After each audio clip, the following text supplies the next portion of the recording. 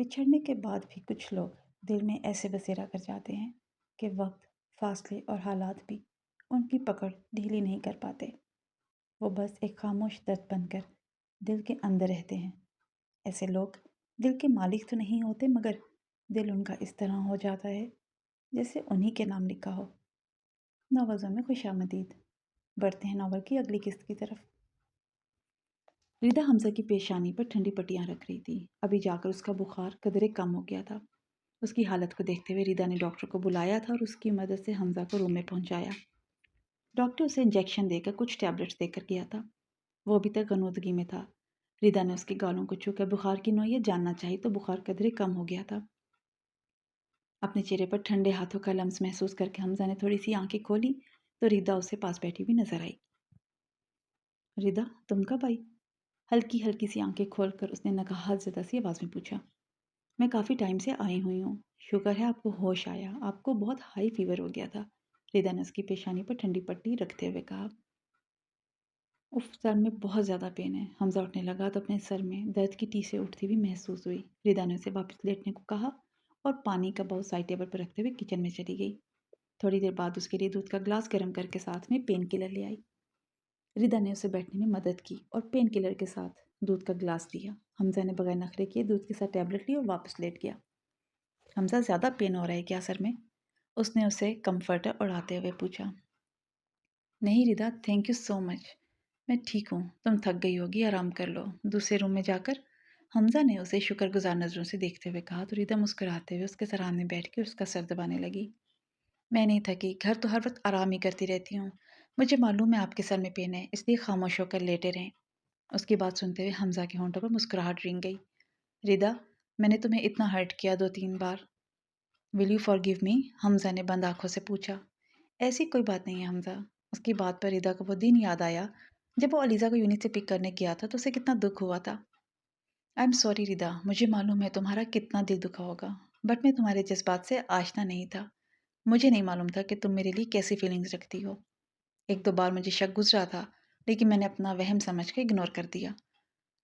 حمزہ کی باتیں سن کر ریدا کے اس کے سر پر چلتے ہاتھ تھمے اور وہ بیڈ سے نیچے اتر گئی۔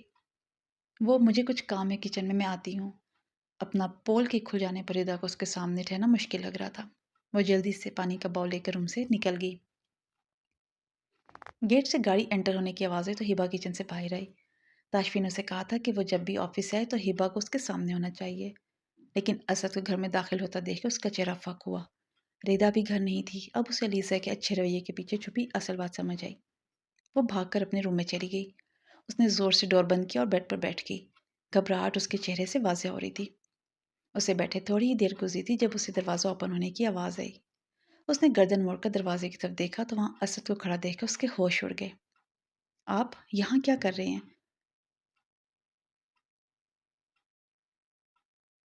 ہبا نے اٹھتے ہوئے پوچھا۔ تمہیں دیکھنے آیا ہوں ہبا، مجھے تم بہت اچھی لگتی ہو۔ چھوڑ دو تاشفین کو اور میرے پاس آ جاؤ۔ میں تمہیں اتنی محبت دوں گا کہ تم خود کو خوش نصیب تصور کرو گی۔ اسد نے 1 سیکنڈ میں سارا فاصلہ طے کر کے اسے دونوں بازوؤں سے پکڑا۔ علیزہ کے کہنے کے مطابق یہی ایگزیکٹ ٹائم تھا جب تاشفین گھر آ جاتا ہے۔ ان کے پلان کے مطابق کل تصویریں دیکھنے کے بعد وہ ہبا سے ویسے ہی بدظن ہو چکا تھا۔ آج وہ ان دونوں کو اپنے بیڈ روم میں دیکھے گا تو وہ غصے میں اسے طلاق دے کر اسد کے ساتھ ہی رخصت کر دے گا۔ آپ ہوش میں نہیں ہیں، یہ کیا کر رہے ہیں؟ چھوڑیں مجھے۔ ہبا اپنے بازو پر سے اس کے ہاتھ ہٹانے کی کوشش کر رہی تھی، لیکن اسد کی انگلیاں اسے اپنے بازو میں گڑی ہوئی محسوس ہو رہی تھیں۔ تکلیف سے اس کی آنکھوں سے آنسو بہنے لگے۔ میں ہوش میں ہوں ہبا، اور میں سچ کہہ رہا ہوں، تمہیں میرے پاس ہی آنا ہوگا۔ ایسے نہیں تو میرے پاس اور بہت سے راستے ہیں۔ اس کے آنسو دیکھتے ہوئے اسد نے گرفت ڈھیلی کی تو ہبا اس کے بازو جھٹک کر بھاگ کر روم سے نکل گئی اور ریدا کے روم میں گھس کے اندر سے لاک کر لیا۔ اس کا دل زور زور سے دھڑک رہا تھا، ہتھیلیاں پسینے سے شرابور ہو رہی تھی، اس کی ٹانگیں لگاتار کانپ رہی تھیں۔ اسے پھر سے اپنا ماضی یاد آ گیا۔ درندے یہاں بھی اس کا پیچھا نہیں چھوڑتے۔ وہ وہیں ریدا کے روم میں بیٹھ کر رونے لگی۔ تھوڑی دیر بعد ڈور ناک ہوا تو ہبا ڈر کر اچھل کر کھڑی ہو گئی۔ ہبا، دروازہ کھولو۔ سو رہی ہو کیا؟ اور ڈور کیوں لاک کیا ہوا ہے؟ 2-3 بار ناک کر کے جب اس نے دروازہ نہیں کھولا تو تاشفی نے آواز دی۔ ابھی ابھی وہ گھر آیا تھا تو لانچ میں علیزہ اور اسد کو بیٹھے ہوئے دیکھا۔ ہبا اسے روم میں بھی نظر نہیں آئی، نہ ہی نیچے تھی۔ اسے خیال آیا کہ وہ ریدا کے روم میں ہو سکتی ہے تو ریدا کے روم میں دیکھنے چلا آیا۔ ताशफीन की आवाज़ सुनकर हिबा ने भाग कर दरवाज़ा खोला और सामने ताशफीन को देखकर उसके सीने से लग गई और हिचकियों से रोने लगी। हिबा मेरी जान, क्या हुआ है, क्यों रो रही हो? उसके रोने की वजह से सूजी हुई सुर्ख आंखें देखकर ताशफीन परेशान हो गया। उसने हिबा के गिर्द हिसार बांधा और वहीं रिदा के रूम में ले गया। हिबा मेरी जान, बताओ ना, किसी ने कुछ कहा है? क्यों रो रही हो? तुम्हारे आंसू मुझे तकलीफ दे रहे हैं जान। ताशफीन उसके बालों में हाथ फेरते हुए प्यार से पूछ रहा था। उसके रोने में कमी आई तो ताशफीन ने उसे बेड पर बिठाया और पानी का ग्लास उठाकर हिबा के लबों के साथ लगाया। उसने 2-3 घूंट पानी पीकर ग्लास वापस छोड़ दिया तो ताशफीन उसके आंसू साफ करने लगा। अब बताओ हिबा, क्या हुआ? उसके आंसू साफ करते हुए ताशफीन ने नरमी से पूछा तो हिबा उसके सीने पर सर रखकर बैठ गई और आहिस्ता आहिस्ता उसे सब बताने लगी। कैसे असद को देखकर वो रूम में आई तो वो उसने रूम में आकर बदतमीजी की, इसलिए वो भागकर रिदा के रूम में छुप गई। ताशफीन जैसे जैसे सुन रहा था उसकी आंखें गुस्से से खून छलका रही थी। उसकी कनपट्टी से रगें तन गई। सारी बात बताकर हिबा पुरसुकून सी हो गई थी। अब ताशफीन उसके पास था, उसका मुहाफिज। अब उसे डरने की क्या ज़रूरत थी? सॉरी हिबा, मैं टाइम पे नहीं आ सका। एक्चुअली हमजा की तबीयत ख़राब थी तो रिदा ने कॉल करके उधर बुला लिया। उसकी खैरियत पूछने चला गया, इस वजह से लेट हो गया मैं। ताशफीन ने नरमी से उसे अलग किया, उसका चेहरा हाथों में भरकर उसकी पेशानी को होंठों से छूते हुए कहा, तुम रूम में चलो मेरी जान, मैं इन आंसुओं का हिसाब लेकर आऊँ जो उस घटिया इंसान की वजह से तुम्हारी आंखों से निकले। ताशफीन बेड से उठा तो हिबा ने उसका हाथ पकड़ लिया। फैन जी रहने दें प्लीज़। हिबा ने उसका हाथ पकड़ते उसे जाने से रोकना चाहा। नहीं हिबा, तुम मुझे नहीं रोकोगी। मैं उसे सबक सिखा कर छोड़ूंगा, वरना वो आगे से भी ऐसा ही करेगा तुम्हारे साथ। ताशफी ने उसका हाथ अपने हाथ में लिया और उसके हाथ की पुष्ट पर होंठ रखते हुए कहा, तुम कितने डफर हो, थोड़ी देर उसे रोक नहीं सकते थे? तुम्हारे हाथ से वो निकल कैसे गई? लॉन्च में बैठी अलीजा उस पर भड़क रही थी। हिबा के भागने पर वापस नीचे आ गया था। तभी थोड़ी देर में ताशफीन भी आ गया तो अलीजा आग बगोला हो गई। तो मैं क्या करूं? तुम तो कह रही थी कि ताशफीन उस वक्त आ जाता है। मैंने वो सब किया कि ताशफीन देखकर अभी उससे फारिग करे, लेकिन उसके भागने तक वो भी नहीं आया हुआ था। असद को भी उसकी बातें सुन सुन कर गुस्सा आ रहा था। अच्छा गुस्सा ना हो, दफ़ा करो। नेक्स्ट, कभी हम भी इधर हैं, ये भी उधर है, ताशफीन भी। अलीज़ा ने उसे गुस्सा होते देख कर नरम लहजे में कहा तो उसने भी हाँ में सर हिला दिया। चलो अब मैं भी घर जा रहा हूँ, असद ने सोफे से उठते हुए कहा तो अलीज़ा भी खड़ी होगी। तब ताशफीन सीढ़ियाँ उतर कर नीचे आया और उसकी तनी हुई रगें और खून छलकाती आंखें देखकर उन्हें कुछ गड़बड़ का एहसास हुआ। ताशफीन बगैर वक्त ज़ाया के उस तक पहुंचा और उसके मुंह पे एक जोरदार पंच मारा। वो उसके हमले के लिए तैयार नहीं था और पीछे गिर गया। What the hell you fool, Asad ने गुस्से से धाड़ कर कहा और अपने होंठों पर नमी के एहसास से हाथ लगाकर देखा तो होंठ पट चुका था, उससे खून निकल रहा था। तुम मुझे बताओ कमीने इंसान, मेरे ही घर में मेरी बीवी से बदतमीजी करने की हिम्मत कैसे हुई तुम्हारी? ताजफी ने उसे उठते देखा तो एक ही जुस्म उसके पास पहुंचा और उसे गिरबान से पकड़कर एक के बाद एक घूंसा मारने लगा।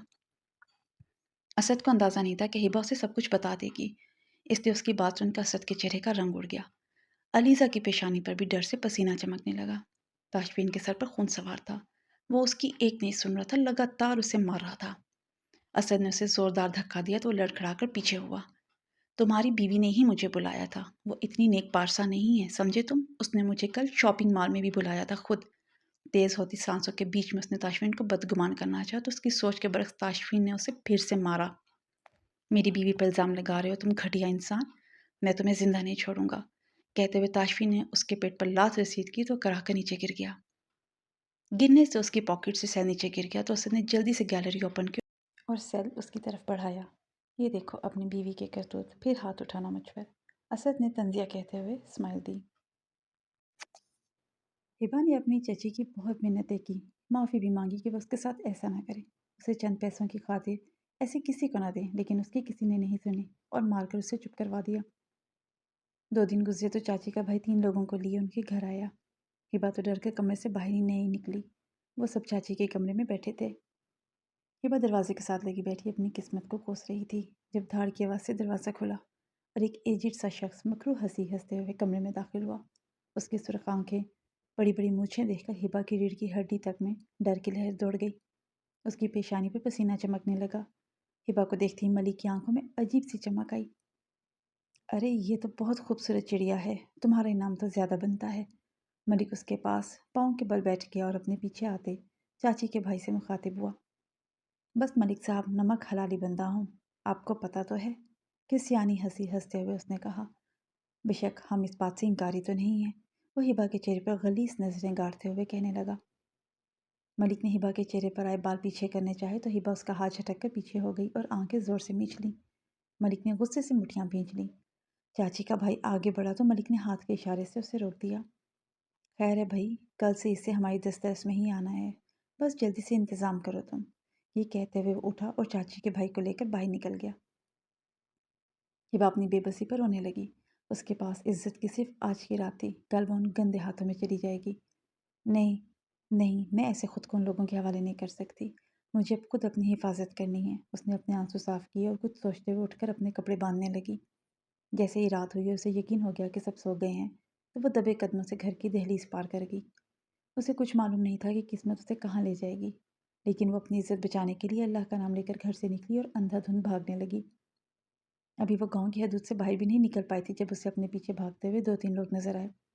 شاید چاچی کو اس کے گھر سے بھاگنے کی خبر ہو گئی تھی اور اس نے اپنے بھائی کو اطلاع دے دی۔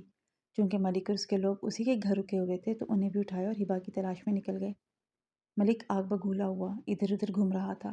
اسے پیسوں کی پرواہ نہیں تھی، وہ اسے واپس نکلوا سکتا تھا۔ اس کا ہبا پر دل آ گیا تھا اور وہ اسے حاصل کرنا چاہتا تھا۔ ہبا بھاگتے ہوئے شہر کی حدود میں داخل ہو گئی تھی۔ روڈ سے وہ بآسانی اسے پکڑ سکتے تھے، اس لیے وہ بھاگ کر جنگل میں داخل ہو گئی۔